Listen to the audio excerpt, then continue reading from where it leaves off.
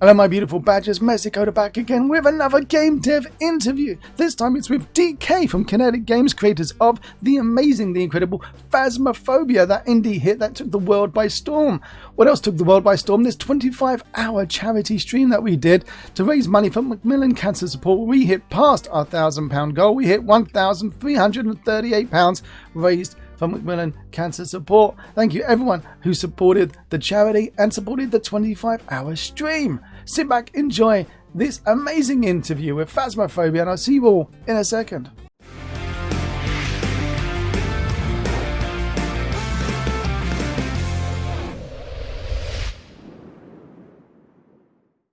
Everybody sitting at home in front of your Google Watches, your Alexa microwave PCs of the future, please welcome. A warm and messy welcome, even. I'm going to call you DK because that's what you said. Call you DK. I referred to you as D Nighter for all these years. Creator of I'm going to say the biggest indie hit of the last 50 years, Phasmophobia. Welcome to the stream, buddy. Yeah. Thank you for having me. Thank you for coming. It's good to be here. I'll repeat what I said a second ago. I know you've been trying to get me on for quite a while. So it's good to finally be on. Well, when did you launch Phasmo? It was September 2020, so yeah, just over 3 years. Those have been eventful 3 years. Yeah, it's been quite crazy. It's been great though. Yeah, I absolutely love it. Quite stressful at times, but I absolutely love it. So how many were you when you started it off? So the game release it was just me. So I was a solo developer at that point. I spent about 5 years working on the game, just on my own. I think I completely remade the game like 3 or 4 different times until I got to a point where I was happy with it to release. I think I almost abandoned the game at one point as well. Really? Would have been a pretty big mistake. That would have been a big mistake. Yeah, I stopped working on the game for about 8 months. Why was that? I just wasn't happy with the game at all. It was a completely different game back then. I think at that point the gameplay was... I think you were going into the house and you had to search for like a random 6 items that was supposed to be like the ghost's favorite items that was like tying it to the house, and you had to perform this like ritual that banished the ghosts, and then you basically just like succeeded, and that was that. I see. It was quite a boring gameplay loop at that point, and then took about an 8-month break. Then I decided on reworking it into the whole everything builds up over time, then it leads to the hunt, and then I added the different ghost types in, and the like daily and weekly challenges, and basically tried to make the game as replayable as I could. That's the key factor in like getting people to be able to not okay. I've succeeded. I've done it, and then put it down, and you never play it again. Yeah, like I added the whole randomization to the gameplay. That's why, even though there are ghost types, they are all still random. So I didn't want you to just basically repeat the same thing over and over again, because it just gets boring. So I tried to make the game as kind of random as possible each time you play. Hello, chat saying you succeeded in that for sure. The game is amazing. D Nighter, our fearless leader. I imagine you see. Well, I thought that you'd been sitting there watching Yvette Fielding for years on those Ghost Hunter TV shows on Living or whatever, and then we're like, I'm just going to make a game of this. Not really. Not before. Once I decided on making a ghost hunting game, I basically watched every episode of any kind of ghost hunting TV series to try and get as many ideas as possible.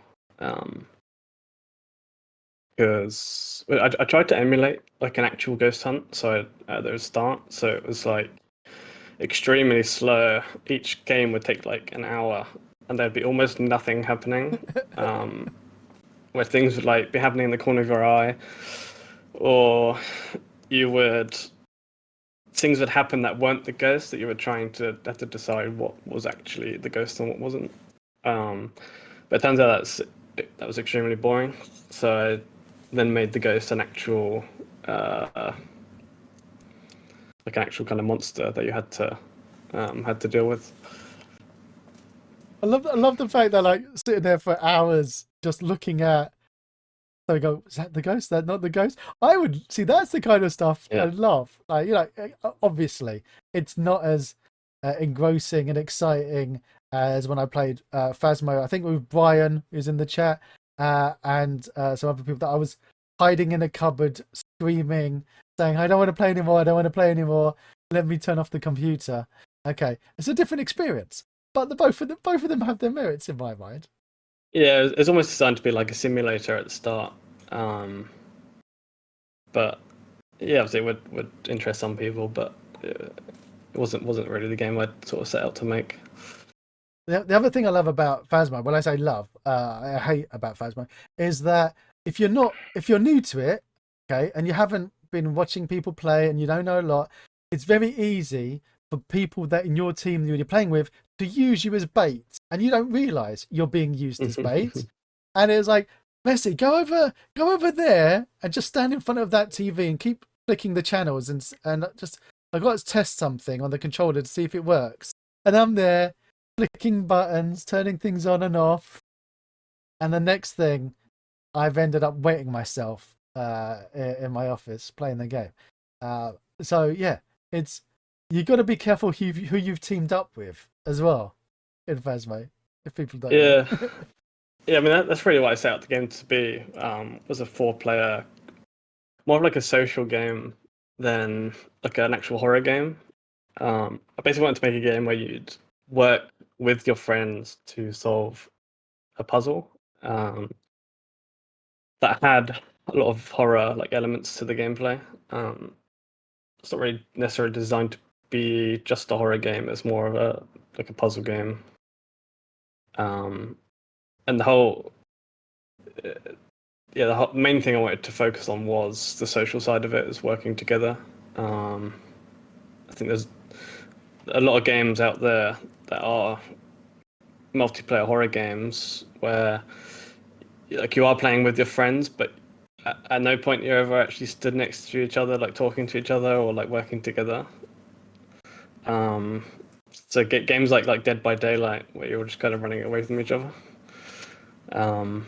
Or literally throw people in front of so you can escape. Yeah, exactly. I wanted a game where you actually had to work together.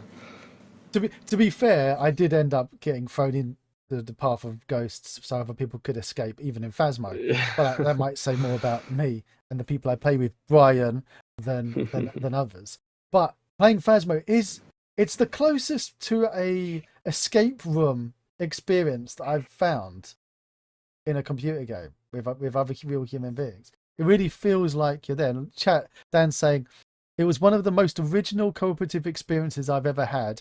I loved my first few weeks with Phasmo, where everything was so unknown and you didn't know how to game the game. Yeah, now there's like a wiki and like a million tutorials for every ghost and every mechanic of the game. But it's really cool that there's like the game kind of has like a really high skill ceiling, but it's basically anyone can play it. How do you compete with that? There's so much you can learn. Because if every time you're coming up with this cool complex logic, is it difficult? Did you expect people to be documenting, uploading guides so quickly and being able to understand the game and share that? Yeah, definitely not when the game released, but yeah, now it's we kind of let's say when we release a new ghost, we'll give people kind of hints as to what the ghost can do, and we'll let everyone spend like a week or two figuring it out, because eventually everyone will just figure out exactly what the ghost is doing. Then after like a few weeks, once people have started to figure it out, then we give the actual details on the ghost. because people like being able to know everything about the ghosts and being able to uh, like detect what the ghost is without actually collecting evidence, um, just purely on the ghost like personality and things like that. So it's really cool like side of the game. Do you have to go back and like tweak the mechanics when people have worked stuff out too quickly to go, oh, we need to change that, or like after it's been the mechanic for a while, you change it just to mess with people? I don't really do it to mess with people, but we do. A lot of the ghosts, well, most of the ghosts at this point have completely changed from what they originally were. Um, Mostly just trying to. It's quite hard to make the ghosts have their own personalities without making it completely obvious what the ghost is as soon as someone walks straight through the door. Um, we kind of want to reveal the ghost's personality over time.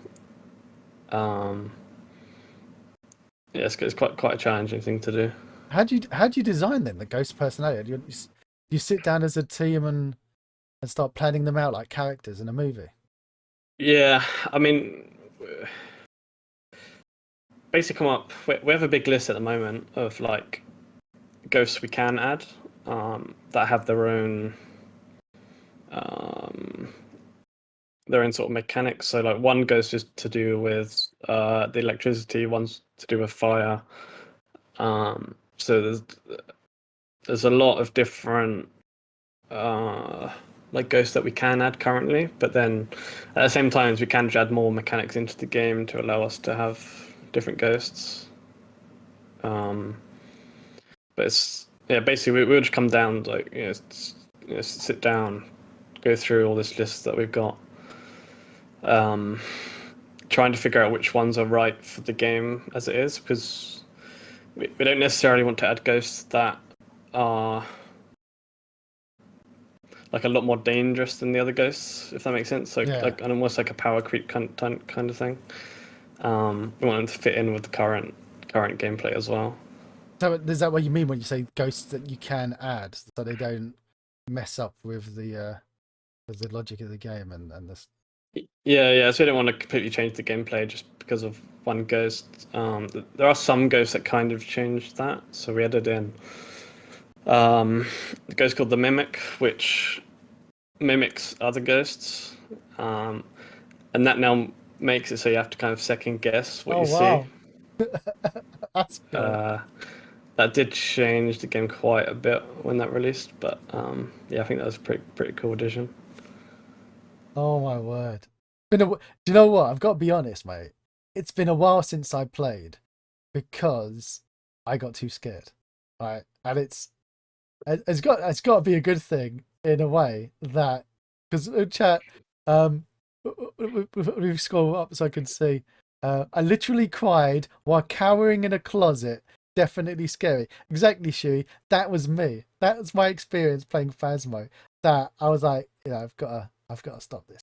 Another game that I played, which similarly, but it wasn't so much scary, but frustrating and got me angry, was the one that Sengoku you gifted me, where you're running from Michael Jackson. So there's and every time he like catches you, he goes hee hee.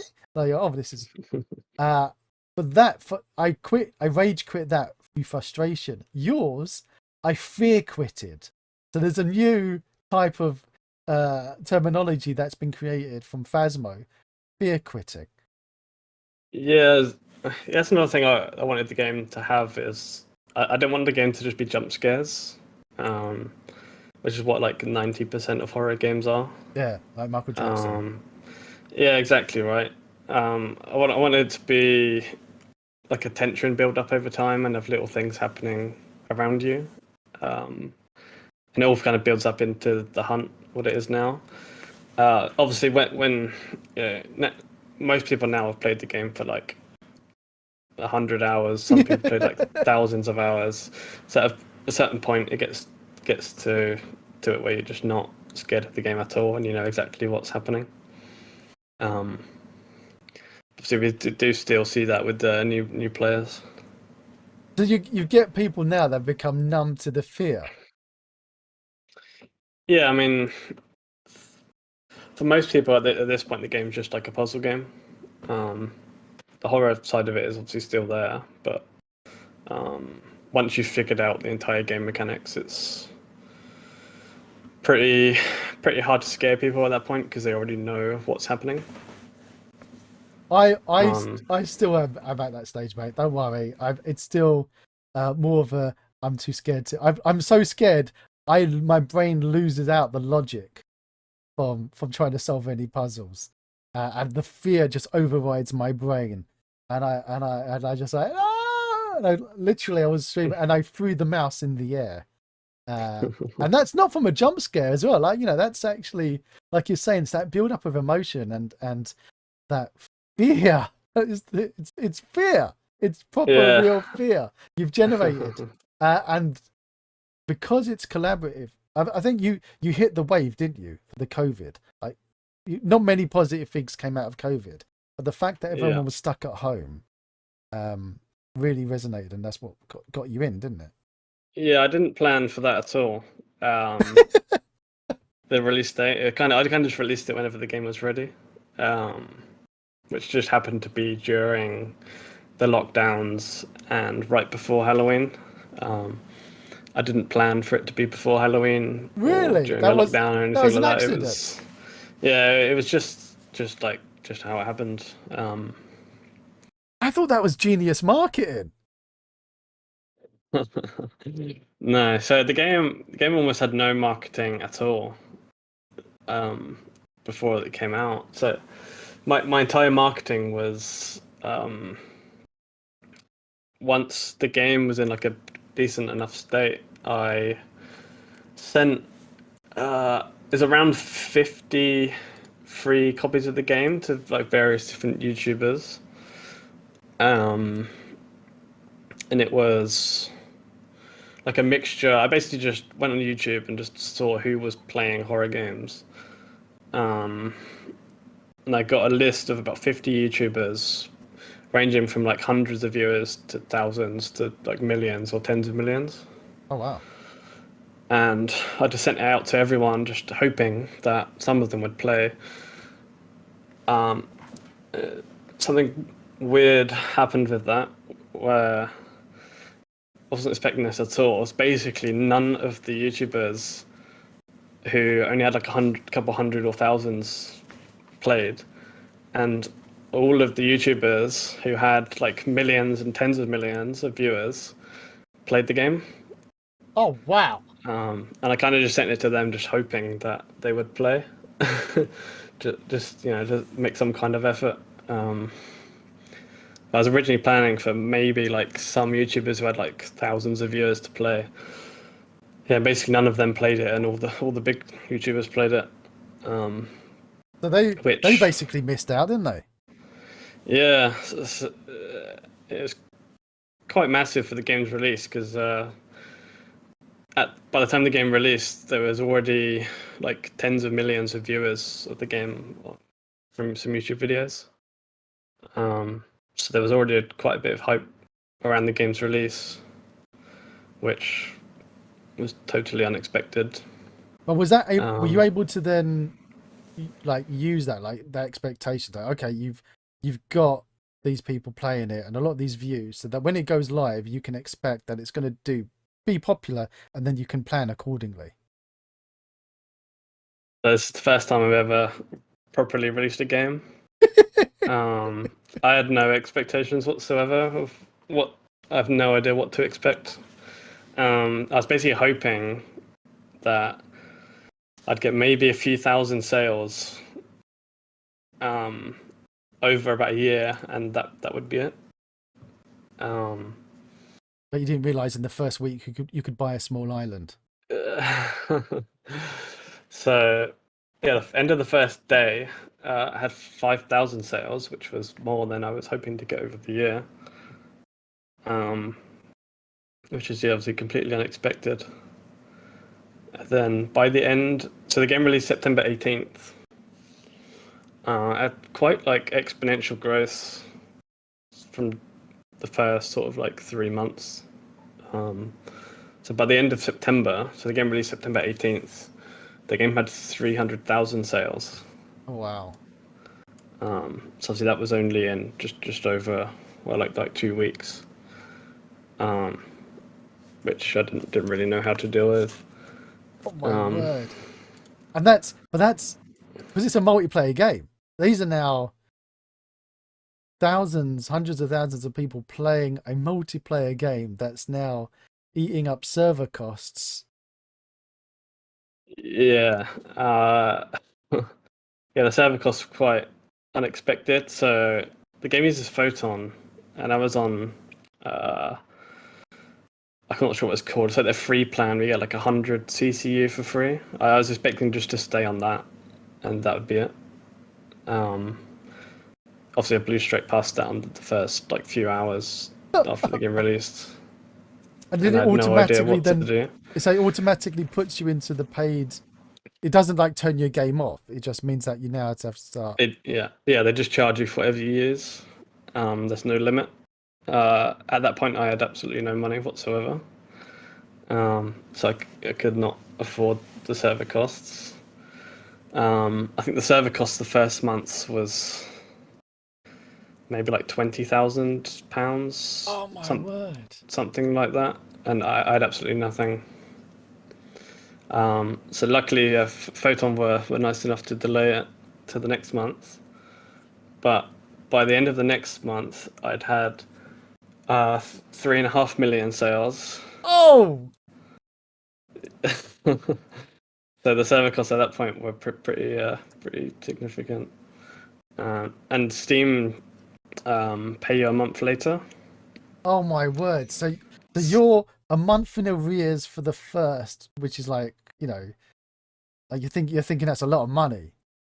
And then sudden that's for 300,000 down purchases.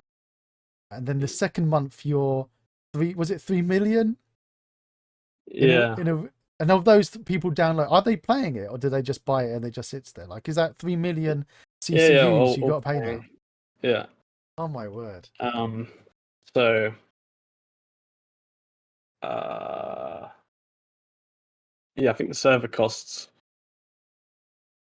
uh, for the second month, including the first month, was around 200,000.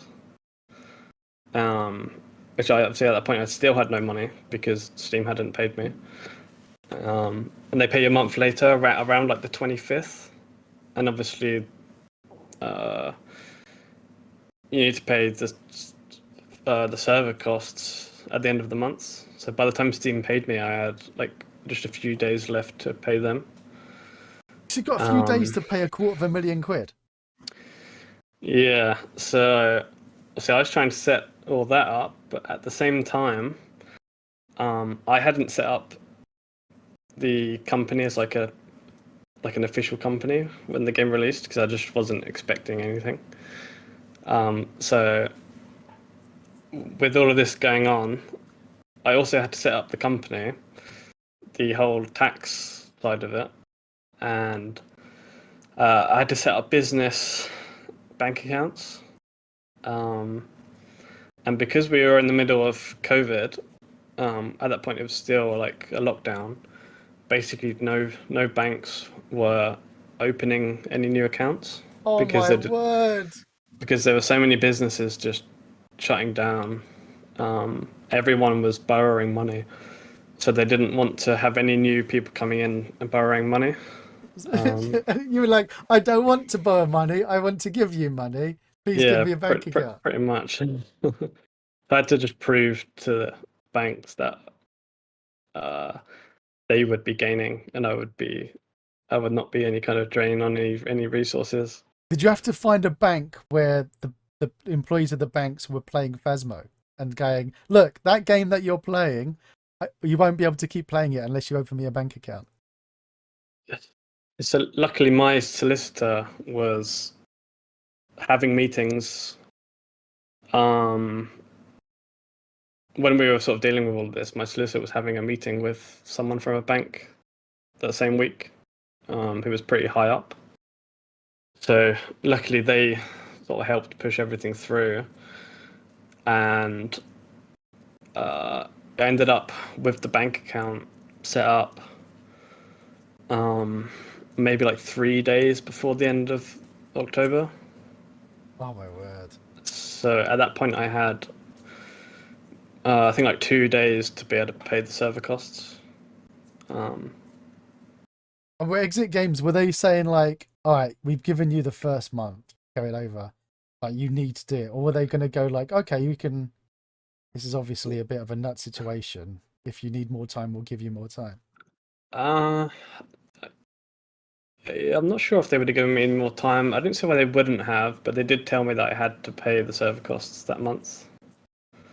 But if I couldn't, yeah, maybe they would have been able to delay it like another week or something. But yeah, I don't know. But yeah, Photon have been pretty great the whole way through.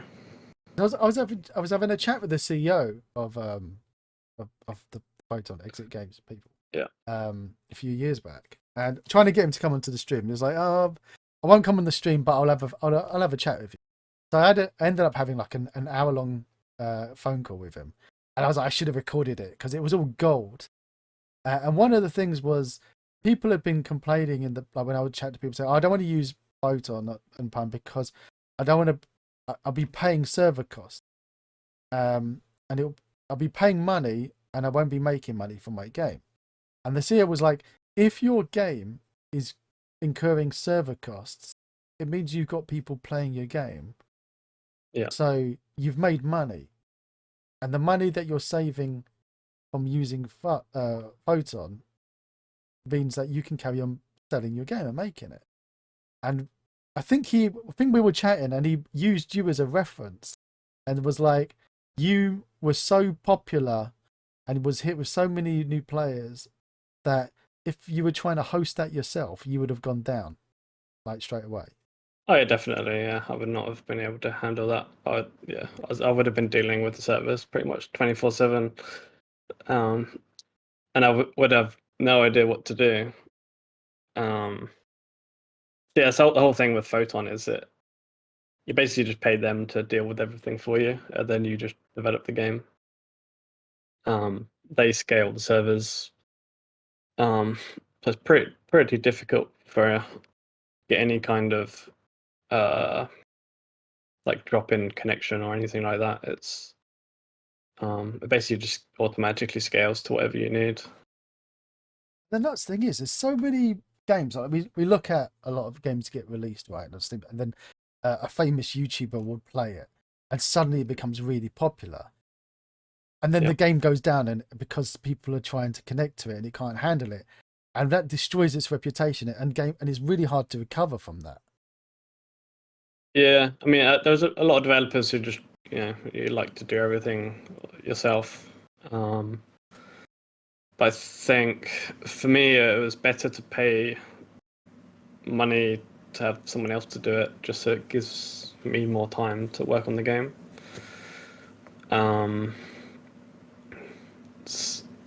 Yes, I have no time to deal with any kind of like DDoS attacks or anything like that. Yeah, leave that headache for someone else. Exactly, it's far easier just to pay someone else to do all that. But I suppose you don't really have that because you've got so many new buyers. But do you always have to? Because you don't have reoccurring revenue. You're not charging a subscription fee. But every time Jim, who's bought your game, loads it up, Jim is still costing you money, even though he has only ever paid once.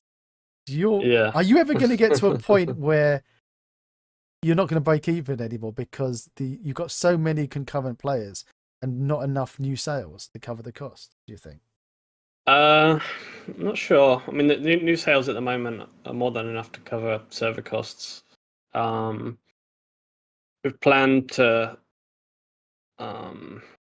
basically have like a backup kind of like server cost fund that would last maybe about 5 years. So if the game sold absolutely nothing from now, the servers would still be paid for the next like 5 years. It's all planned for, but there are more than enough people buying the game now to cover the month-to-month costs. Well, were these headaches you were thinking about when you were planning the game? Like, did you sit down and try to do forecasts and calculations for how the game would live once going live? Like how many sales you'd need per how many players to be able to support it for like a 5-year run? Uh, no, I didn't really do anything like that. Like I said, I was hoping to just stay on the free PCU like package that Phasmophobia have. So I didn't account for like the price of the game based on how long people would be playing for. Because the game is very cheap for what it is. Especially where we have some players that play for like thousands of hours. And those people at this point have probably like I've probably played more in server costs for them to play it than they actually paid for the game. Oh, well, yeah. Oh my word. Chat's talking about DLCs. Yeah, it's another way to keep recurring revenue, to get more revenue in. DLCs for people to play. I mean, currently Yeah. because you're not using Steam or Epic, you're able to have non-PC players. Like you're able to make the console version, and we saw the video playing earlier, the console one. Because you're using Photon, it allows you to make if you wanted, a mobile version even of Phasmo. Yeah, it's completely cross-play. Yeah, there's no issues whatsoever with being able to have cross-play between the different consoles and PC. Which, if you, so like Goku said, if you use Mirror and Steam, you would not be able to do cross-play. But that's just kind of what every developer has to sort of figure out for themselves. I love Brian's question of when was the moment from beta that you were like, you're ready? He says, I was playing back in beta and I remember the game in beta and it was amazing. When was done? When was it? When was okay? This is good enough.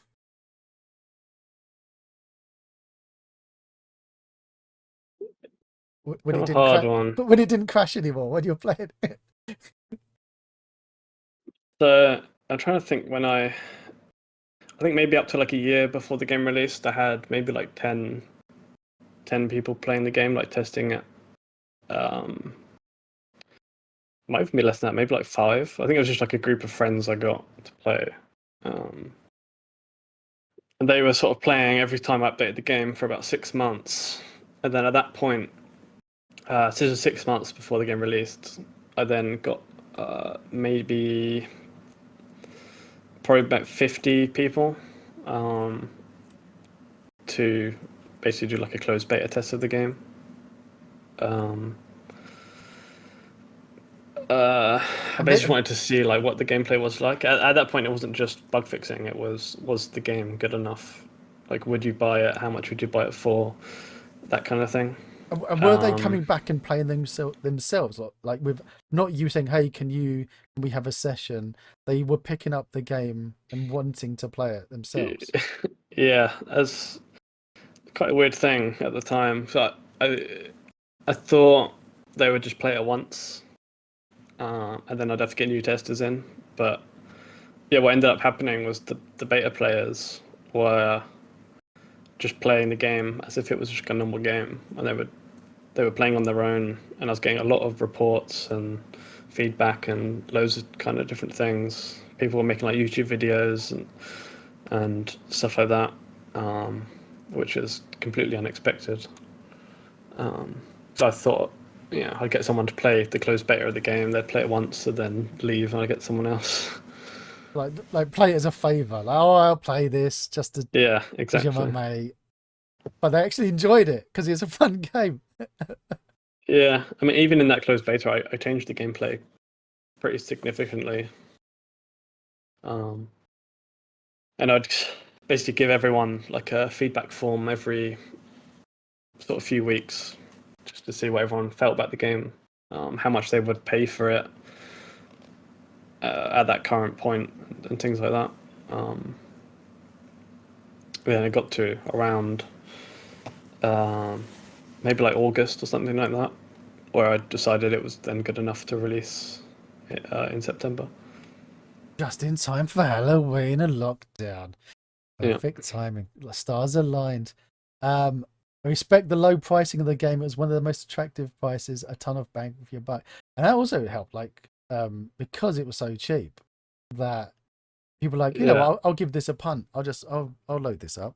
And with a co-op game, I think that's one of the things that is really needed, that it's attractive for your friends to be able to afford to be able to play with you.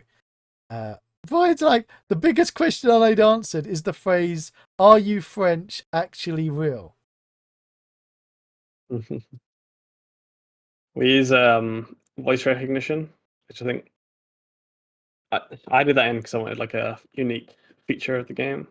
And with the Ouija board and Spirit Box, it was like very much perfect opportunity to use voice recognition. I didn't realize until after the game released that the voice recognition only supported, I think, like 6 languages. Really?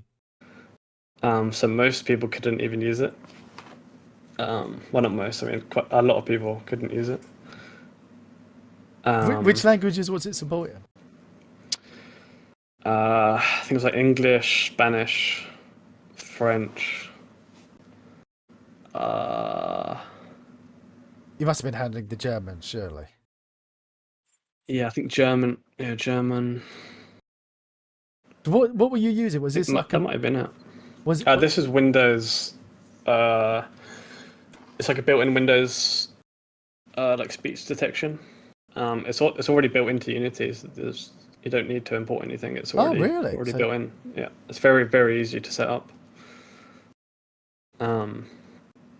But what I didn't know when the game released was you have to turn it on, and basically when everyone installs Windows and it asks you all these like privacy questions and things like that, most people just turn off any kind of like privacy settings. Yes. Everyone just turns everything off. So basically, when the game launched and everyone's trying to run the voice recognition, and then need to guide everyone through how to turn it all back on to be able to use the voice recognition. So there's a lot of. It's another thing I didn't expect to have to deal with was the support. Oh wow, yeah. Because it's a game. What kind of support are you supposed to deal with? Exactly. When we've got millions of players and everyone's got different PCs, different setups, different microphones. There's so many different things that could be wrong. So we had to set up a Discord, and we got it's still run now. It's completely run by volunteers, and there's just a huge support system on there.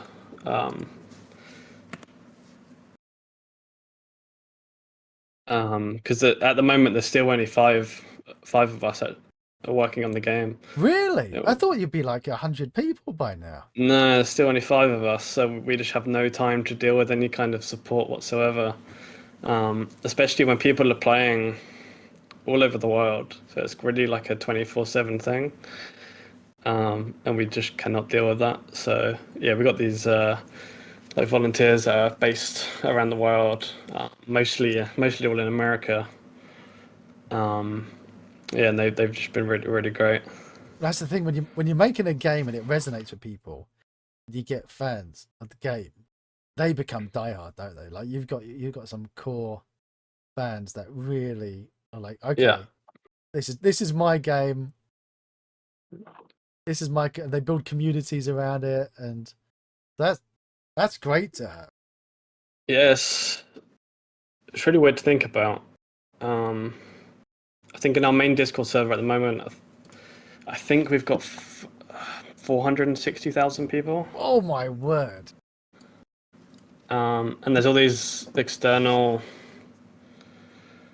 like unofficial Phasmophobia Discord servers for like different languages, loads of different types of communities and stuff like that. That we kind of tried to work with, but it's there's a lot of work that's completely and then you've got unexpected. the unexpected side of the Phasmophobia fan fiction erotica. I'm sure that is out there. Yes, it is out there. Honest Dan, thank you for your donation, buddy. I missed that earlier. Thanks for supporting a great cause close to home. Thank you, buddy. We are currently at £411 and 5 pence of our £1,000 target. So thank you, everyone. Don't forget, do put in the. So there you go. The exclamation mark charity I put in chat. Click those links. Go out and donate. So Spook Jace says there's 439,360 people so far. Spooky Jace, pop over to the Phasmo Discord and post the link in there for the charity donation page, mate. Get some people. He already over. has. Oh, you beautiful badger! Look at you. He's our lead admin on the Discord. Has it happened yet that couples then children are born from your game forums?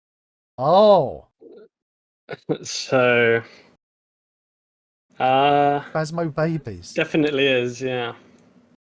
I get messages from people all the time about things like that.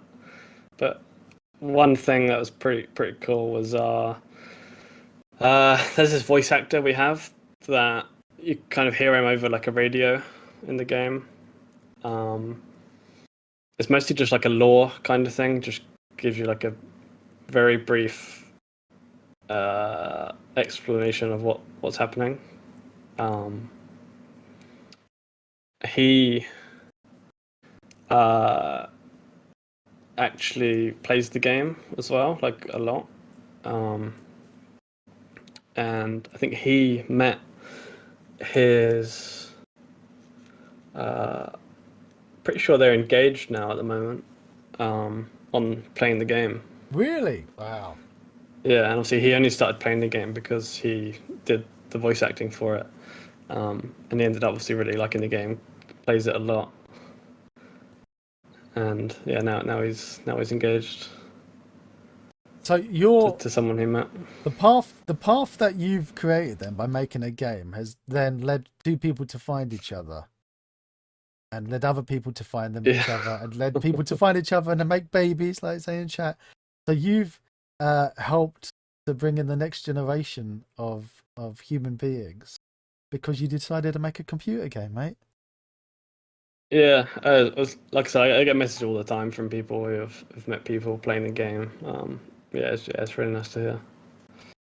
Now, was that part of the plan when you're sitting there making? No. It's trying that on the plan. And you mentioned something to me because those who don't know, D Nighter has been a member of our Discord and community for many years now, and has won some assets in the past. Like you could be winning too. Exclamation mark charity in chat, because the more donations you coming in, the more prizes I'll be giving away. It's as simple as that. I'm cheap like that. I reward kindness. And you mentioned to me that those assets weren't originally for Phasmo. You were working on something else back in the day. So, I basically wanted to make a really immersive VR game. And my first idea was to make a VR like survival, almost like a simulator. So rather than having like a UI to craft a campfire, you would have to actually cut down the trees, gather the logs and sticks, whatever, and actually build the fire. And you have to build a house and things like that instead of just being predefined like a grid system. So the original idea was to make a survival game. I'm not sure exactly why I didn't end up going for that. I can't remember. It was quite a while ago. Well, a lot of people are happy you didn't, and ended up making Phasmo instead. Yeah, I mean, one of the main things I wanted to make was a multiplayer VR game, because back then there really wasn't any. It was all like PvP games, Yeah, I think pretty much everything was PvP. There was no co-op VR games. Well, Yolin says, when you get to VR, I've got a cross-platform VR voice SDK for you. Mentioning no clues there from Yolan. Yeah. Yolan will DM you later, on Discord. We're actually swapping at the moment. So we've gone for... we started with Photon Voice. Then we swapped to Photon Voice 2 because I upgraded from Pun 1 to Pun 2 after the game released. Then I swapped to Dissonance. That had quite a few issues, so I ended up swapping back to Photon Voice 2. And now we're swapping from Photon Voice 2 to Vivox. So I've done quite a few different voice chats. You've been through the journeys. Yeah. Oh my word. Ryan's asking, so what's the next steps for Phasmo? And well done. Thank you for the sub. By the way, you can subscribe using your Twitch Prime. Doesn't cost you a penny, and it helps. But also, exclamation mark charity. Give it to Macmillan. Put your hands in your pockets. And he says, at a certain point, is adding ghosts going to be enough besides adding maps? Do you see any changes for a second game coming? Like a second version of Phasmo? Yeah, so Phasmo was never designed to be like a game as a service. So kind of just going to get it to a point where there's enough content in the game as it is, and then once we're at that point and we're at sort of version 1, because the game's still in early access at the moment. Is it still early access? Yeah. Oh, that's just cheeky, isn't it? Well, we're changing the game quite a lot. Basically, every update we do is massively changing the game. So we're going to eventually get to a point where we're happy with it. And the game has enough content to basically say it's complete. And then at that point, we will continue to add maps and ghosts and more like visual content instead of like redesigning systems. Whilst we do work on the next game. Is the next game going to be a ghost related or completely for a different genre, different type of game? You're not allowed to say too soon. There are some plans already. It won't be ghost related, but it will be similar. Dinosaurs that chat was earlier. Yeah, that's what Jace wants. Medieval versions and Goku's saying. Yeah, we likely won't do ghosts again, but it'll be a similar like formula for the game. It'll definitely be another 4-player co-op, like puzzle horror game. Now, one of the things that helped Phasmo, you make Phasmo, is the fact that you did it for Unity. You got the asset store, you've got access to artwork houses. You didn't have to go and pay a load of artists to make you stuff.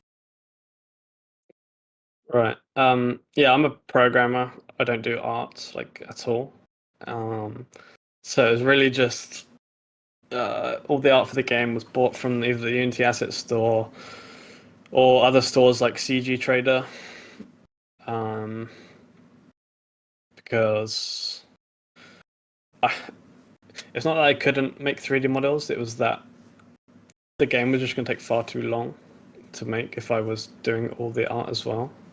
So it's far easier for me to just buy asset packs, put levels together, and just do the programming and just focus on the gameplay rather than making the visuals unique. And no one can refer to Phasmo as an asset flip, and like there's because you hear that a lot, which is quite frustrating. But a lot of people still do call Phas an asset flip. Really? Yeah, I get it quite a lot. But yeah, obviously it was just the 3D assets. There was no like the programming side of the game was completely me.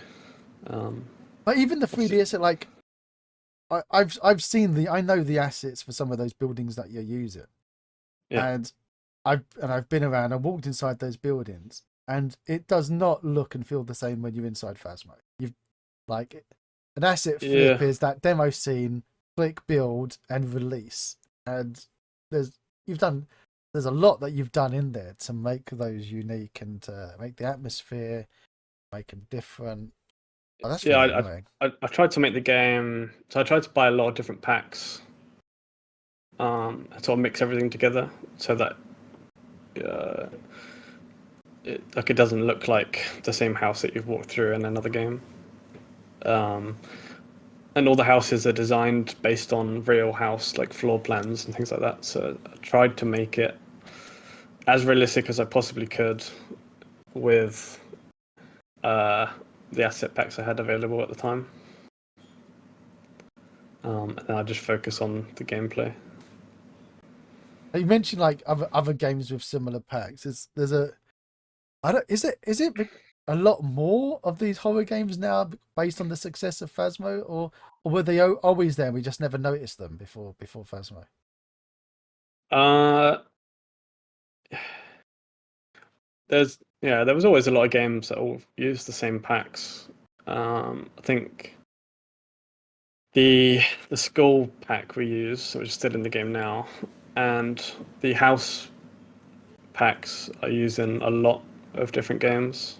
To the point where you basically play those games and you instantly make the connection between other games because it all looks very similar. But for people getting started, you'd still recommend people using the asset store, like Yeah, definitely. Like I absolutely made the right decision. I think if I made the art myself, I'd probably still be working on the game now. oh Like, wow. like it wouldn't have released.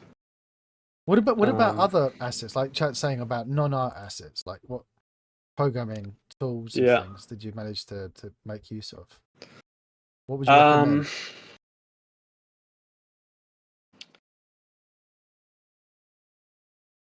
I'm trying to think. I'm not sure what I really used during the development, like before the game released. There's one I started using recently called Hot Reload, Oh yeah, which is it extremely useful. was in the Humble Bundle, wasn't it, or Unity Bundle? Uh, Maybe. For those at Um, home who maybe got their hands on it, luckily enough. they have like pricing limits, so we can't use the Unity Asset Store version. Um, but it's all based on like the game's revenue and things like that. Um, That's another aspect. Once your game becomes successful, then how does that change when you're using these stuff from the asset store? yeah, so you need to go through every asset you're using and make sure that you're still complying with the license. Um, Most of them have like a revenue limit. Um, yeah, I'm trying to think which other ones. So obviously, Photon would be one of them. Yeah, Hot Reload. Um, You mentioned dissonance for a while. Distance is complete. Well, that's just a one-time purchase. I'm trying to think. What about the like? Is the licensing on the art assets the same as well? Like you, or are they? Yeah, that's all the same. Yeah, I should like buy that once. Uh, we use a lot of. We're still buying stuff from the asset store now, like mostly like post-processing stuff. So we've just added eye exposure and a screen space global illumination to the game. That was all just from the asset store. And are you using the new render pipelines, like HDRP, URP, or is Phasmo done and all in built in? It was originally built in. We've converted the game over to URP, which took quite a long time, Why did you choose URP or not HDRP? mostly because of VR. Um, the performance on URP is just way better than HDRP, and it supports a lot of lower end devices. So like even though we do have a minimum spec for the game, there's still a lot of people who just play on like laptops, or there's a lot of people playing with like integrated graphics cards and things like that. So if we were to have gone to HDRP, all of those people would just not be able to play at all. See, chat, this is why I don't do HDRP. Yet another reason why I'm not moving over to HDRP, chat. Thank you, buddy. Here you go. It was mostly just because of VR. What about chat's asking about AI? Do you using AI helping you at all in the development process?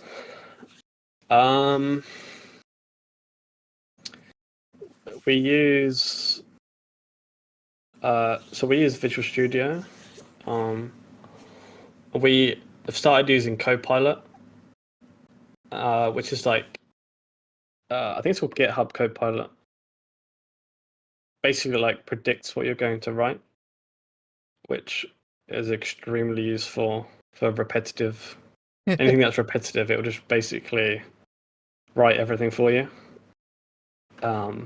It's extremely useful. It can get some things wrong, but it saves a lot of time. There's a lot of people in chat that love Copilot. Saves so much time. So yeah, it is very good. Yeah, it's not saying that. It's not really designed to write an entire script for you, but it can. It depends how lazy you are. It's one of those things where if it can do it and it just saves you time, then you might as well just do it.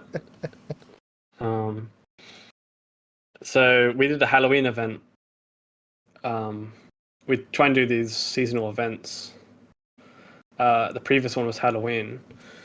Basically, we had a cauldron on the map, and you had to go around the map collecting all these different items. You had like a recipe list, and you had to go around the map collecting all those items and throw them in the cauldron. And I'd say like 95% of the code for that entire event was written by Copilot. Oh, nice. Like it just automatically predicted everything that I wanted. It was very useful. When you're doing these events and these updates, and you're limited by the amount of time, and you've got to push them out. Yeah. Without those tools helping you, would you even be able to meet those deadlines and be able to get event content out like that? Yeah, I mean, we do anything that kind of tries to save time, because there's only 5 of us, and there's a lot of like time constraints on things, especially with like seasonal events. It has to come out by a certain date.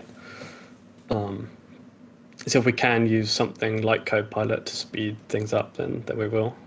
And how did you go from just you in your bedroom working on Phas by yourself to then branching out and having 5 people? What was that process? I was quite lucky to know people before who work on games as well. So I tried to stick with just being on my own after the game released, but it was just impossible.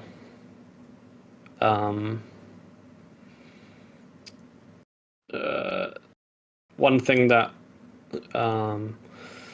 nobody really sees, it was quite another like extremely unexpected thing, was I have to spend a lot of my time dealing with the like business side of everything. Like dealing with like solicitors and accountants and banks and all the fun stuff that everyone loves doing. Loads of different companies. Yeah, I'm having meetings like multiple times a week, and so much things I have to constantly do. That's just nothing to do with game development. Netflix trying to buy the rights to make the Phasmo TV series. So there's a lot going on. So I basically got to a point where I had to hire people. I think around the time when I hired 2 guys before, so first people I hired was 1 programmer and 1 artist. At that point, I was almost never opening the project because I just had no time. So I just had to hire people. So I just wasn't working on the game. Not because I didn't want to, it's just because I just had no spare time.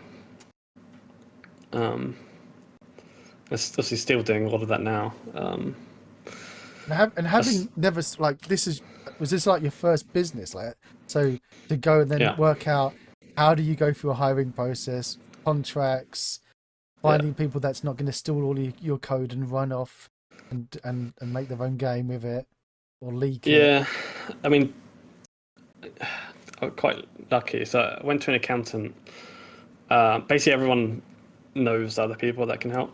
So you go to an accountant, help set up the business. They'll then put you in contact with solicitors who will help you with all the legal side, because there was an insane amount of stuff when the game released that I had to go through. And so they help you with employment contracts and all the employment laws and things like that. And then they'll put you, if you ever need anything, there's always someone that can put you in contact with whoever you need. So it was a lot for me to learn, because I never thought I'd ever be running a business. I had zero experience before the game released, and then suddenly I had to deal with this mass amount of income and like dealing with millions of players all across the world and things like that. It was quite intense. I was like thrown in at the deep end. What about lawyers? Like all the privacy laws and all that stuff that you had to worry about. Yeah, there's been a lot of that, and it's like trademarks and all kinds of different things that you have to go through. Did you have to go through all of your artwork to make sure that there was nothing that looked too similar to something that's been trademarked or copyrighted? No, nothing like that. But you have to go through all of your licenses to make sure that you have the correct license. So one thing I had to go through when the game released was the game released under my name. And I had to incorporate a company, and I had to transfer the rights from myself to the company. Oh, so what was that, like selling the rights? So you yourself sold it to the company? To my own company, right.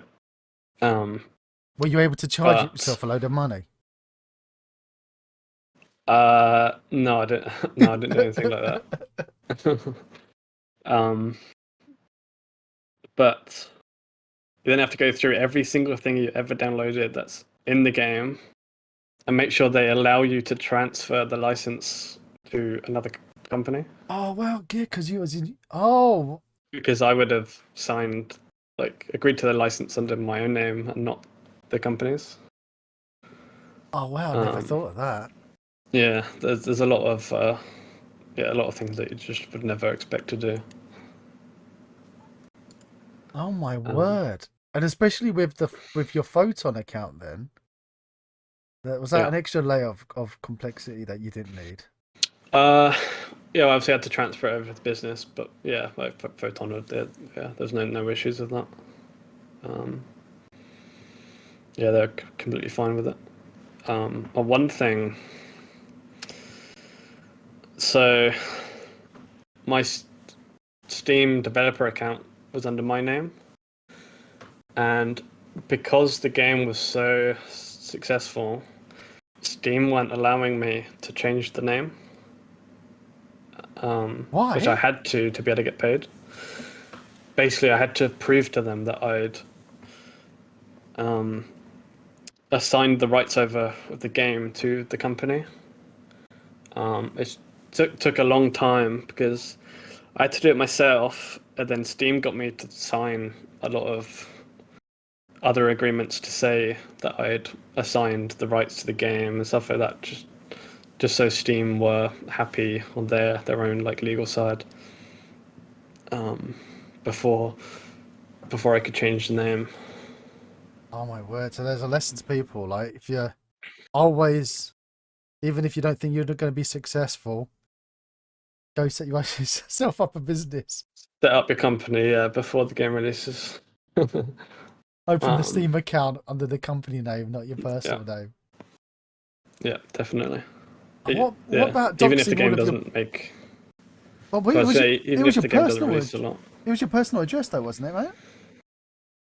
Your home address and all that stuff, like that you've been registered under. No, so I've done everything under my accountant's address and accountant's details, just to hide everything. I think most accountants are happy with that. Oh, good man. It's a pretty normal thing to do.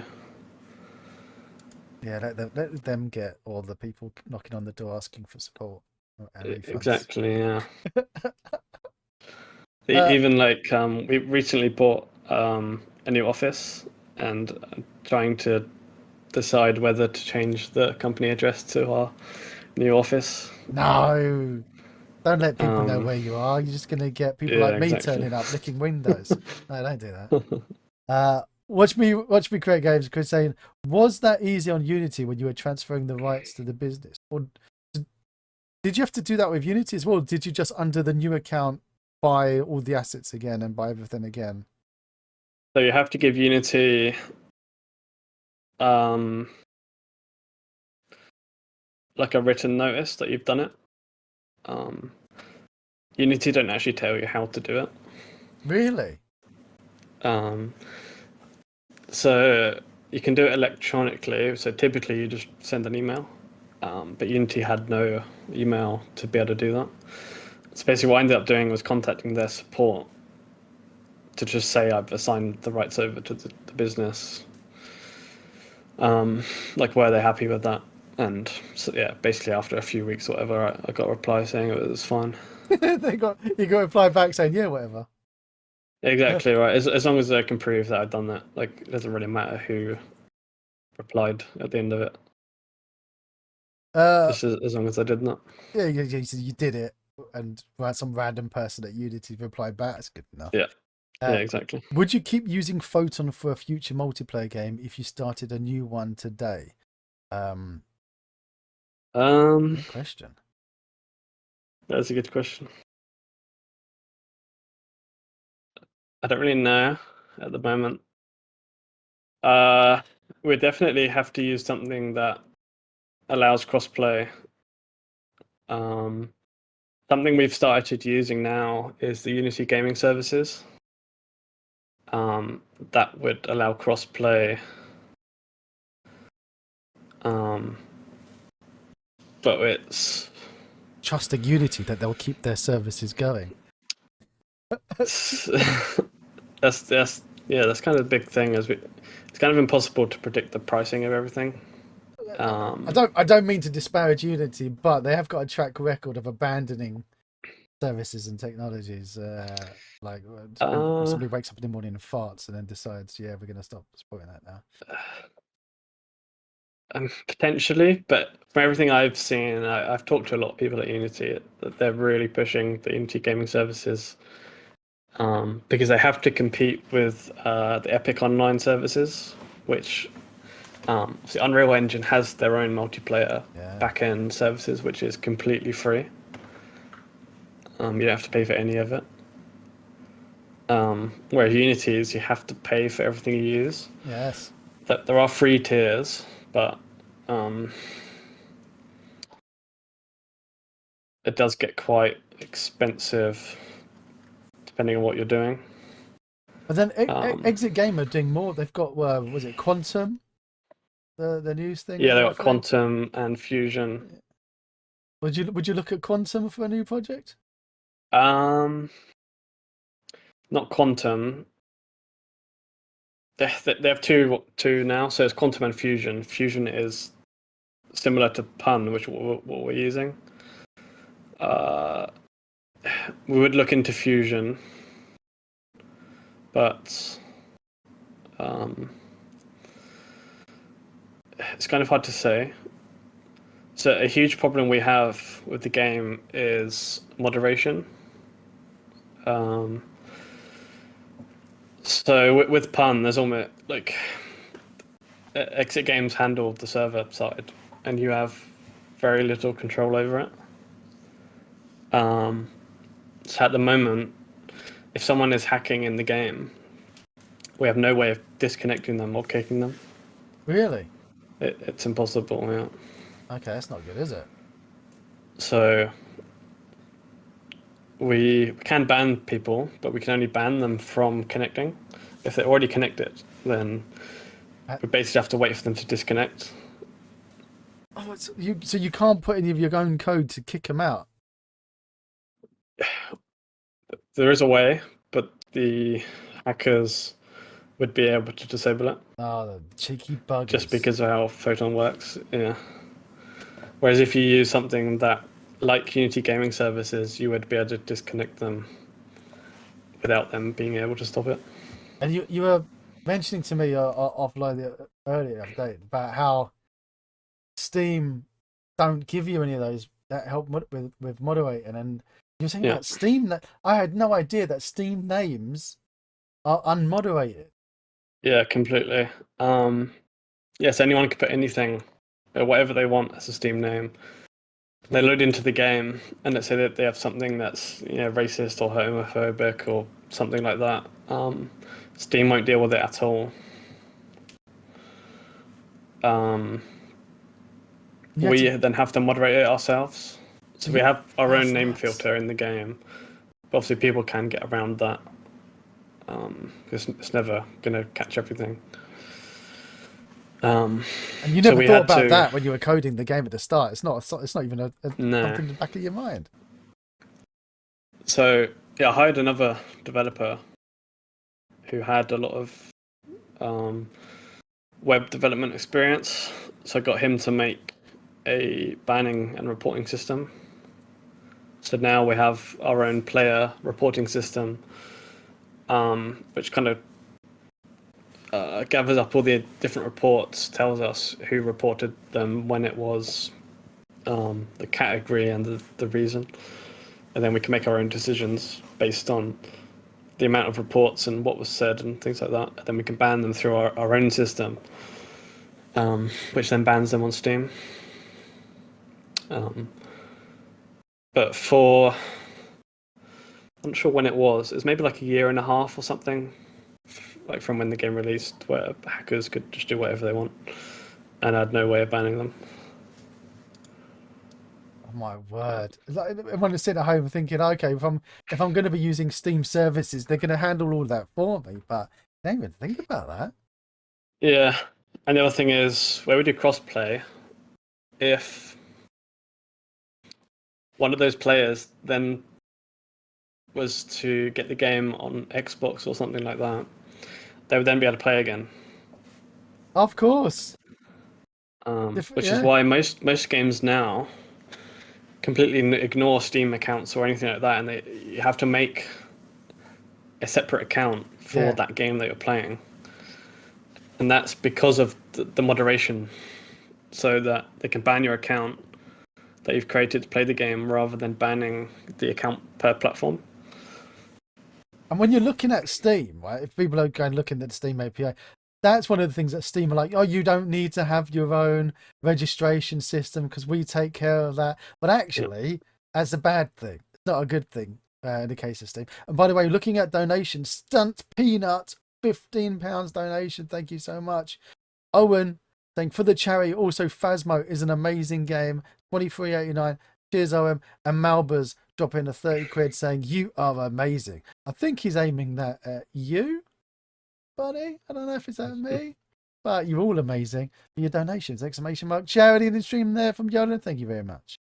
Don't forget, pop over to the link, click it, go over to the Macmillan Game Hero site, pop your donations in, and let's hit the target. Currently now, we're at 473, nearly halfway towards our target, and we're not even halfway on the stream.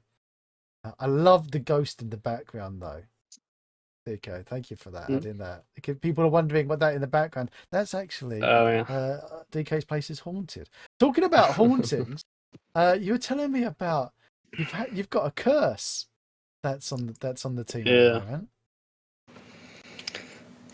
Yeah, our old office caught fire back in August. And that was when you were working on some Ouija boards or something, was that related to that? We did actually bought all of the equipment that's in the game, so we did actually have Ouija boards and things like that in our office. Oh no, you didn't. You've unleashed the demons. Yeah, that's gonna follow us to our new office. Oh my god. Did the Ouija board melt, or was it the only thing that didn't melt in the fire? Our office was completely fine. It was like essentially everything around us was on fire except our office. Oh mate, that's even worse. Yeah. Oh my god. So everything around your office was in flames, and you've got like this force field that only you were intact after you brought the Ouija board into the office. Wow. I don't know if that's a good thing. Take the Ouija board into the new office, and then Yeah. you'll be fine. Luigi boards. Mamma mia! What a mistake to make. Spooky J says, I bet the process of getting the game onto console has been a bit of a headache and learning of new processes. And what was the easiest console to get on? Brian asks. Great question. What was the easiest?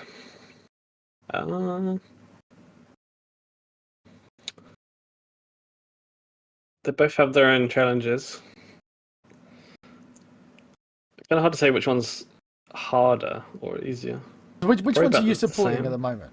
Which ones have you been working on? It's just the new Xbox and new PlayStation says the Series S, X, and PS5. We're doing PSVR 2 as well.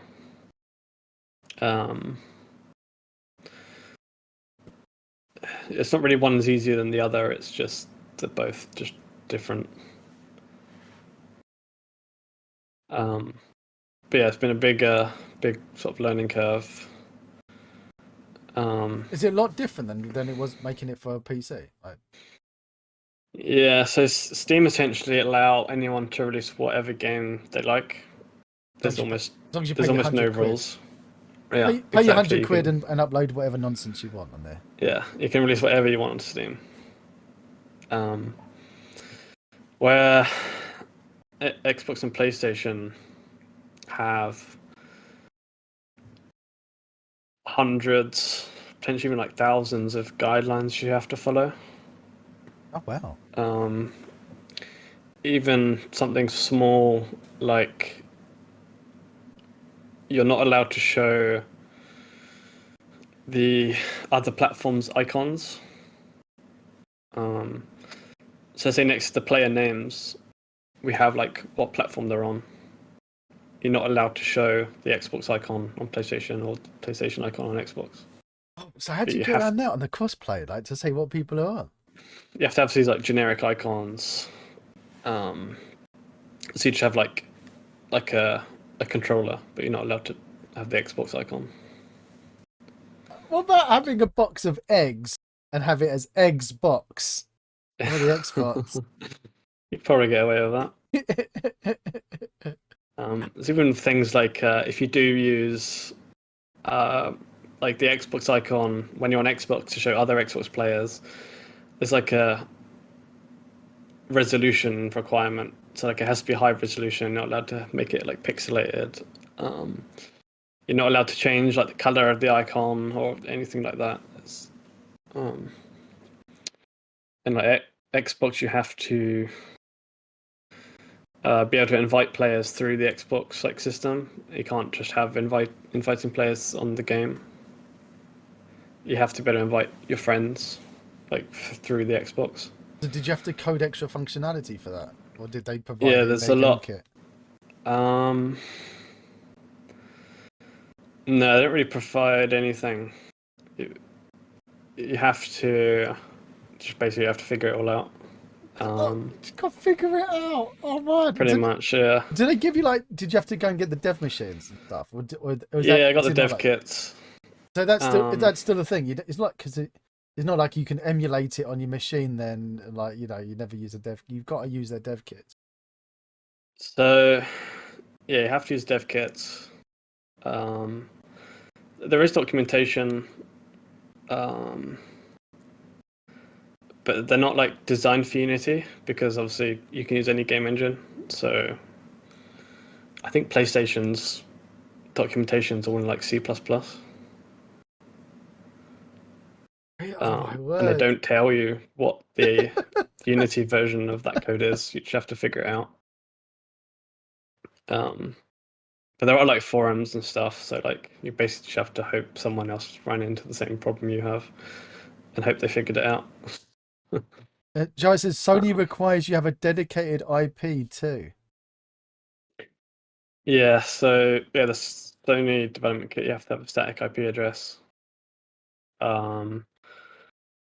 which most people don't have at their house. You have that like an office. You'll pay a load of money for that.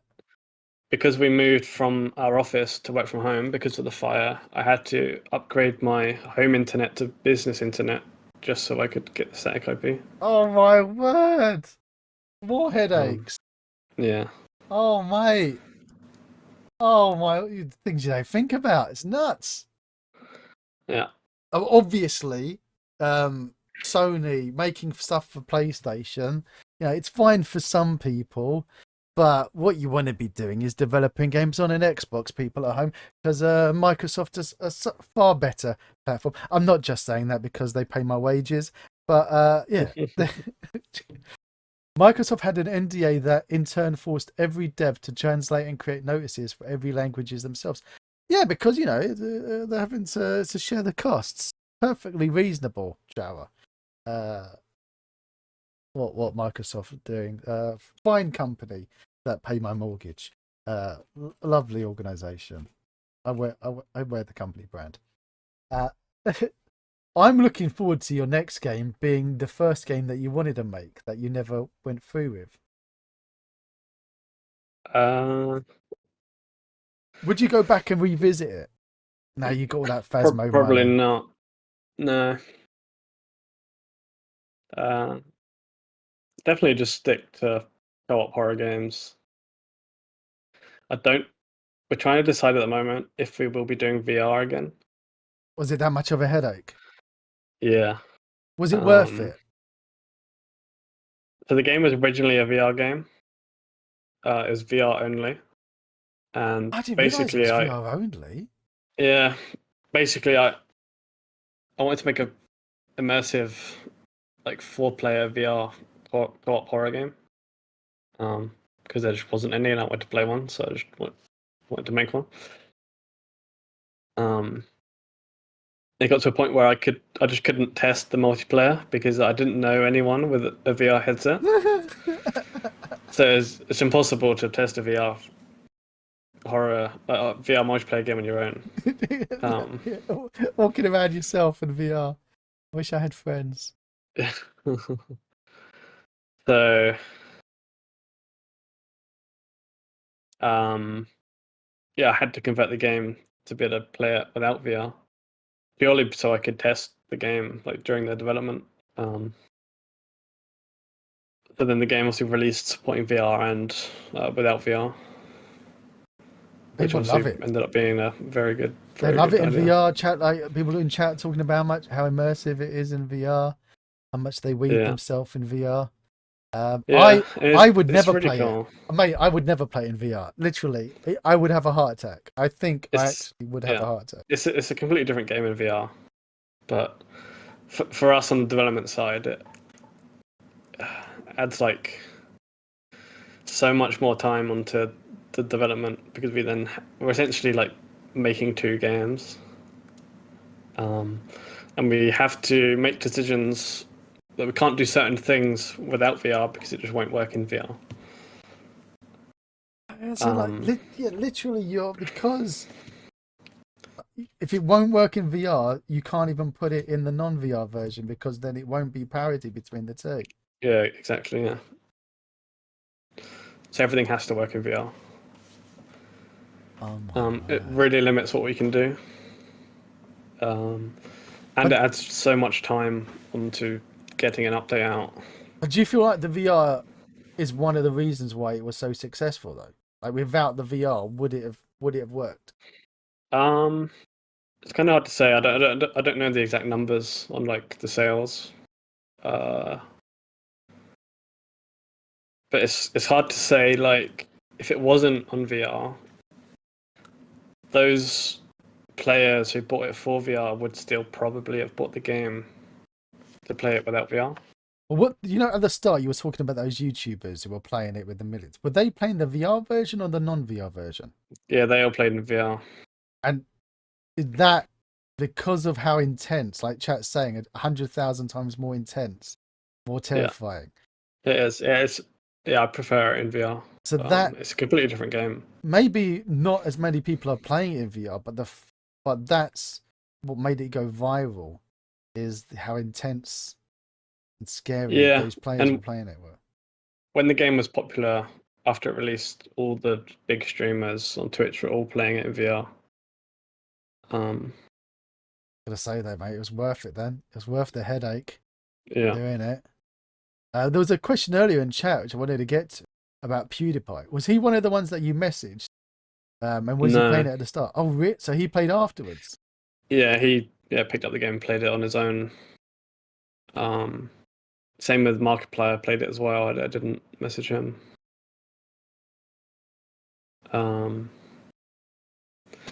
It's quite weird to see those people that you've watched or used to watch playing your own game. And being nice about it. Yeah. It's very, very strange. What was any of those YouTubers that were playing it? Did any of them say anything not nice? Like, was everyone being polite and loving it and engaged in it? Yeah, I don't remember seeing any videos where people didn't like the game. I think it was all the super positive stuff. And most YouTubers played it like multiple times, which you don't really get with like horror games. Usually they'll just make one video and that'd be it. Yeah. Go, Joe. Joe says VR probably helped earn media and word of mouth. Yes, what I'm saying. PC VR is always starved for content. Macmillan says it's like playing Freddy's VR versus PC. I prefer Phasmo in VR, but no way I'd play Amnesia VR. First I heard about it 2 weeks after release from IGP. I bought it immediately. Yeah, IGP made loads of videos. I think when the game released, he was releasing videos like pretty much every day. That's gotta feel great, like having people creating so much regular content. I think he might have played before release. I remember talking to him a few times. I can't remember. He might have been one of the ones that played before. SS Night Shadow, who's going to be hosting later on in the stream, Hatch, over when he's going to be at 3 o'clock UK time, says, I have to say, you have been a massive inspiration for the industry, especially the indie space. So true.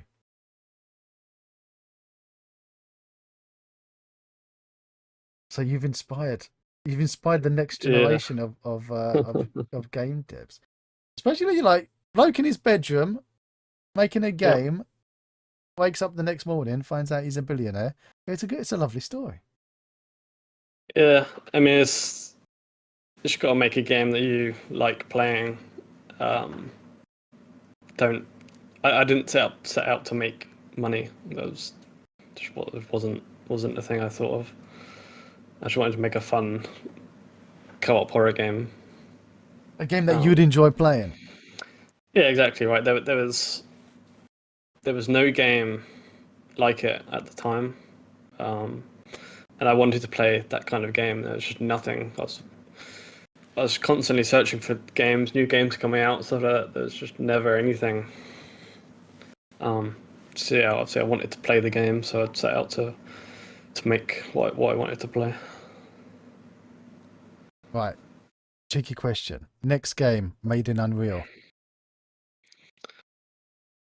No. Would you ever jump ship? Would you ever jump ship over? I definitely considered it, but it's like the logistics of it. It's just too much. We've all learnt Unity. Anyone I would hire to now work on Phas would be Unity developers. So to then turn around and tell everyone that we're now working on Unreal would just be like an impossible thing. But I prefer Unity anyway, so it's always going to try and stick with it. Which was your favorite version of Unity? One that didn't crash. Yeah. I'm trying to think what would be the best one. I think I started Phas on Unity 2019. No, it would have been way before that. 2017, I think I started on. One of the huge things I had to go through. So they added nested prefabs in one of the major releases. Yes. And I'd built Phasmophobia with no nested prefabs. So I had to go through everything. And there's still things now that need to be turned into like nested prefabs. Well, even that was definitely to this day, you've still got stuff that. Yeah, that's just not. You would never build a prefab like that is now. I think the nested prefabs update was definitely the best one.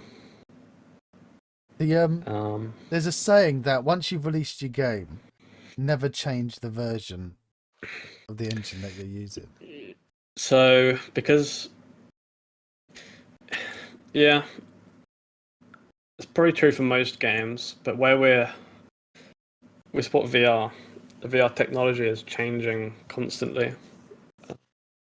To be able to support new headsets that release, we have to update the engine because we need the new support. So the VR technology has changed like several times since the game released, and we've had to do massive upgrades every time it changes. And URP changes every week. Yeah, URP changes.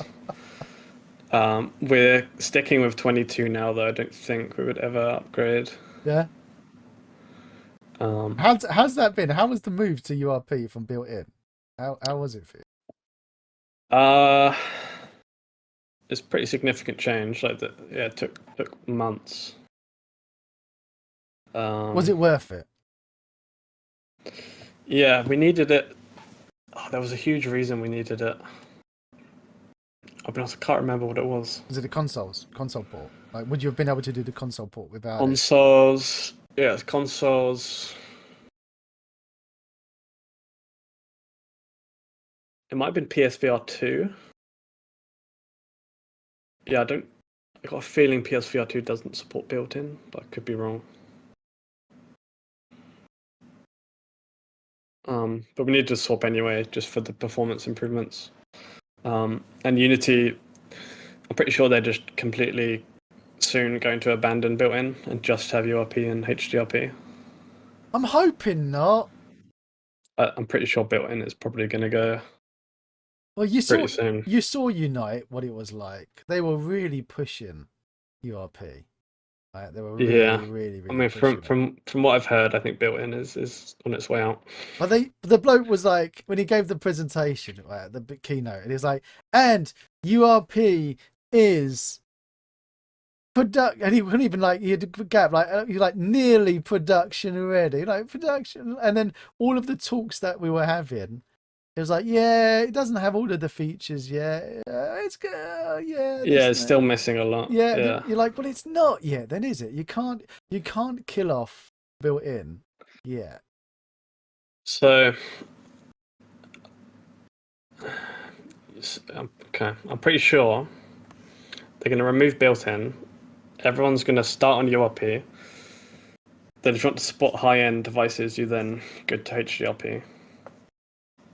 And I think they're basically going to make the settings for both URP and HDRP the same. Oh, that'd be nice.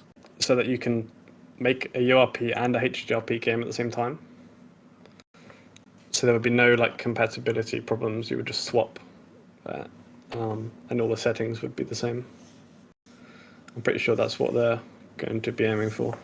What's exciting is that finally the URP teams and the HDRP teams are talking, it was a shock when you're finding out that when they developed URP and the team developing HDRP, not only did they not know what each other were doing, they wouldn't speak, have nothing, no conversations. Yeah. And there's like, no, two completely different, unrelated solutions. Why? Why? Yeah, I think Unity still have that problem now. They have so many different departments, and none of them talk to each other. They're like almost like different companies.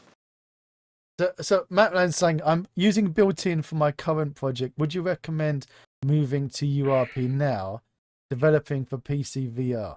Great question, because we had it earlier, and we were told no, don't move yet. But what would you say, DK? If you're early on your project, yes, I would swap to URP. All new projects. Would you say all new projects start in URP? URP, yeah. So my messy drone game, now is the time. I've just been working on code functionality. Move over to URP, you say. Do it now. Pull the band-aid off. Yeah, so especially with VR, Unity, all of their new VR features are going straight into URP. HDRP is missing a lot, and built-in as well. So with VR, like foveated rendering is going to become a huge thing, which I'm not sure if you know what it is, but it's basically the headset with eye tracking, and it has the high resolution where you're looking, and it lowers resolution into your like peripheral vision. So basically, the headset's just not running at full resolution everywhere where you're not looking. Oh, that's nice. Yeah, so you can end up with higher resolution headsets with much better performance. It's what PSVR 2 has. That's what I think for things not eventually every VR headset will have that. And that, like you were mentioning about how you're having to keep up with all of the new headsets. But what about keeping up with all the old headsets? All those people who've got old stuff and haven't upgraded. Like when you're adding new features, do you have to keep that in mind? Or the backwards compatibility for all these old, like people like me who got a headset and he's never going to upgrade to a new one because he's too cheap and get motion sickness. His wife won't let him. We pretty much just focus our efforts on making the game playable with like a Quest 2 and Quest 3 on PC VR. There are people. So there's this huge problem. The original HTC Vive had this controller called the Vive Wand, and the controller is pretty much like unusable. There's almost no buttons on it. So when we're adding gameplay features in that require extra buttons on the controller, anyone that has a Vive Wand can't use those buttons because they don't have them on the controller. So there are old headsets that we have to kind of just forget about because it's just impossible to create new features for these new headsets that can support the older ones. But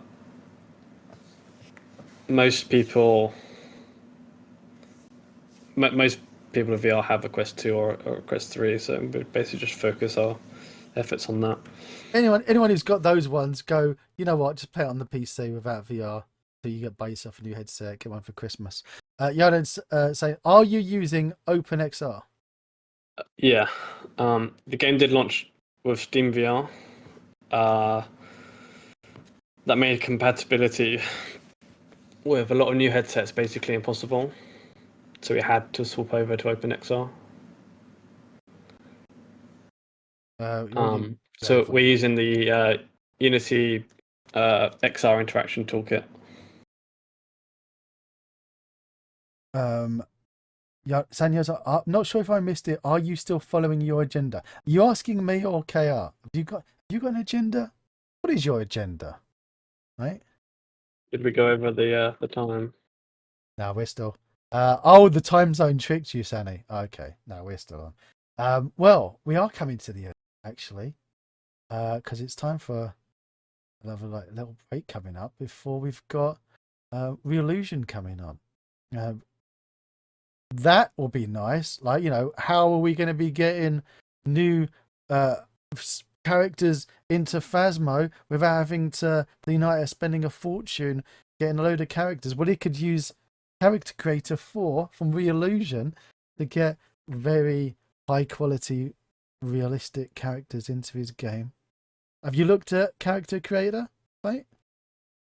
Trying to think what we were. So we are changing our characters. Are they Uma character? What are they at the moment? Are you using Uma or anything else? Like, are they standard? Current characters were made with Mixamo. Mixamo, okay. And Fuse, which obviously doesn't exist anymore. I think we did look at Character Creator. Well, you want to be watching the stream when he comes on next, mate. You want to be catching this interview to see all the cool, fun stuff. I'm going to see if he can make me in 3D. I have to see if what can happen out of that. I'm trying to think what it was we were going to use. There was 2 we were looking at. Yeah, one was Character Creator, and there was another one, but I can't remember which one we decided on. Probably MetaHuman before they got bought out. But you're not moving to Unreal. Daz. No, you're all right. That's 3D. Macmillan says, if you want me to hold you through the process, I could. Oh, that's very nice. Code Creator 4 is hard to implement into Unity. I wish they would make that easier. Well, mate, they're coming on next and you can ask them these questions. Isn't it? Perfect opportunity. Great. Well, mate, thank you so much for coming on, you beautiful badger. Yeah, that's okay. Yeah, thanks for having me on. Also, thanks for I'll tell people, right? So I was at Unite, DK was there, and we were messaging each other beforehand. And I was like, okay, I'm going to be probably around Procedure Worlds booth. And he goes, I'm walking around with a Kinetic Games t-shirt with a skull on my back. And I was like, I've got a King hoodie on with a nice pink hoodie with a King logo and a King baseball cap and a King baseball backpack. So you won't be able to miss me. And I've got my, curly moustache. I wasn't unique. There was a lot of people with curly moustaches at Unite. I got to tell you that. And I'm in the toilets, a massive queue, waiting for a go in, and I see someone with a skull t-shirt go in and washing his hands well, like proper. Thank you, baked potato, proper washing, right, going on. And I'm waiting. Goes to his hand, and then I went, "Hey, mate, how you doing?" And what everybody wants to see in a toilet is a random person go up to you, go, "Hey, buddy, want to be my friends in the toilet?" And to be fair, he handled it really well. I was like, "Okay, I'm gonna wait for you outside the toilets," and then you ran away really quickly. Which was good. And then I came out of the loo and we sat down and had a chat and a cuddle. So that was always nice. So thank you for not being too freaked out with me in the toilets. That's okay. It was a long wait for that. A long wait for the toilet and to meet each other finally in the flesh. Well, mate, thank you again for your massive donation to the stream. !charity in chat for everyone else to donate, and !Phasmo to get a link to Phasmophobia if you haven't already bought it. But actually, you know what? Before we go, have we got any? We do a giveaway for anyone who doesn't have Phasmophobia. Yeah.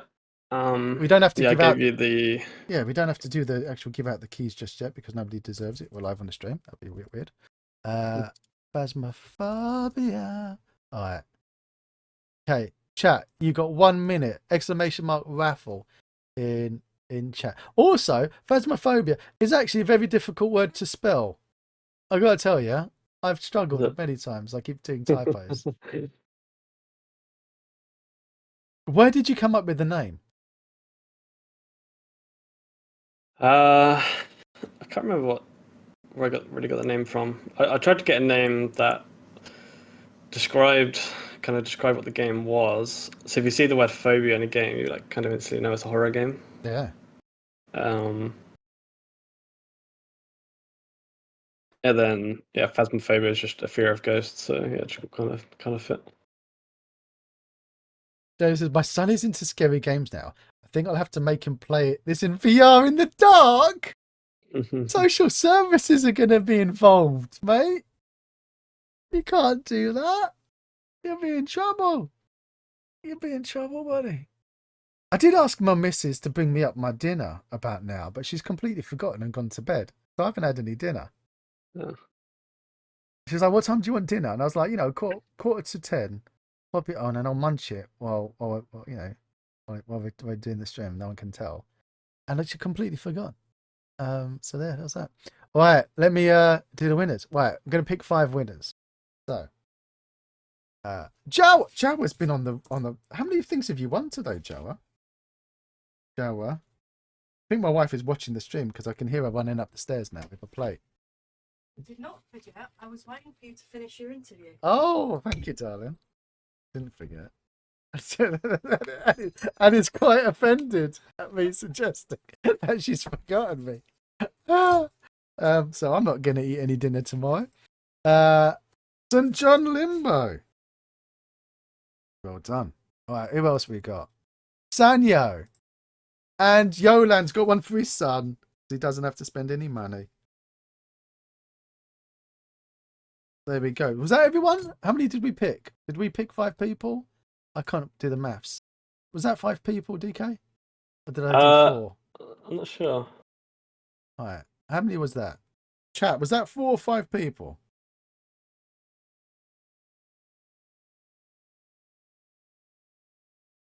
Okay, it was 4. Brian's like, I bought 5 copies for everyone in chat. Whoop, the son's getting a copy. All right, last winner is Downski. Downski.